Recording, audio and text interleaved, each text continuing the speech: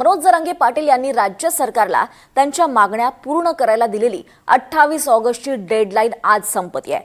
मराठा आंदोलक मनोज जरांगे यांच्या आंदोलनाच्या पार्श्वभूमीवर आज पुन्हा शिष्टमंडळ अंतरवालीला जाण्याची शक्यता आहे। दरम्यान जरांगेंच्या आंदोलनाची तयारी आता अंतिम टप्प्यात आली आहे। आंदोलनाआधी मनोज जरांगे पाटील हे बीडमधल्या गोरखनाथ टेकडीचा दौरा करणार आहेत।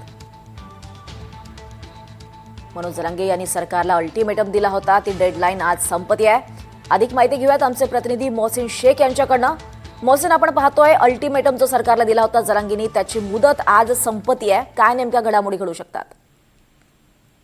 आज ही मुदत संपत्ती आहे आणि उद्या हे आंदोलन होणार या भूमिकेवर मनोज जरांगे ठाम आहे। आज 28 तारीख आहे। आज ते बीडचा दौरा करणार आहे। जी माहिती सूत्रांची मिळते त्यानुसार सरकारचं शिष्टमंडळ आज कोणत्याही परिस्थितीत जाणार नाही। उद्या हे सगळं आंदोलन सुरू होईल। आंदोलनाची पार्श्वभूमी आणि आंदोलनाची तीव्रता पाहून हे सरकार पुढचा निर्णय घेणार आहे अशी माहिती सूत्रांकडून मिळते। रात्री देखील विखे पाटील जे मराठा उपसमितीचे अध्यक्ष आहेत त्यांनी संभाजीनगरमध्ये एक बैठक घेतली अधिकाऱ्यांची। त्यांच्याकडून सगळ्या गोष्टी जाणून घेतल्या। कुणबी प्रमाणपत्र असतील किंवा इतर आरक्षणाच्या बाबतीतले ज्या गोष्टी आहेत त्या सगळ्या समजून घेतलेल्या आहे आणि मनोज जरांगे यांची काही मागणी बाकी असेल तर आम्ही ते पूर्ण करू असं देखील त्यांनी सांगितलेलं आहे। त्यामुळे एकंदरीत काल ही बैठक झाली, मात्र आज कोणतंही शिष्टमंडळ जाणार नाही। उद्याही जाण्याची शक्यता कमी आहे, पण मनोज जरांगे आपल्या आंदोलनावर ठाम आहे।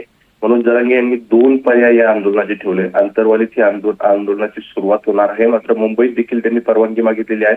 मुंबईत देखील आंदोलनाची तयारी सुरू आहे।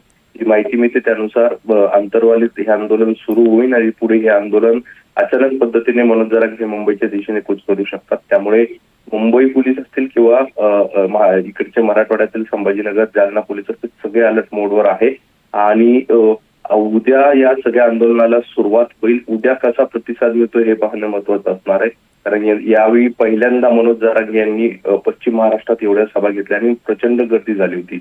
हीच गर्दी जर आंदोलनात पाहायला मिळाली तर सरकारची अडचण वाढू शकते आणि हे सगळं आंदोलन जर मुंबईत गेलं तर पुन्हा एकदा गेल्या वेळेच्या आंदोलनासारखी परिस्थिती निर्माण होऊ शकते। त्यामुळे सरकार आता काय पावलं उचलतं आणि मनोज जरांगे यांची काय भूमिका असणार आहे हे पाहणं महत्वाचं असणार आहे। निश्चितच मोहसिन, धन्यवाद सविस्तर माहितीसाठी। आपण पाहतोय मनोज जरांगेंचं उद्यापासून आंदोलन आहे।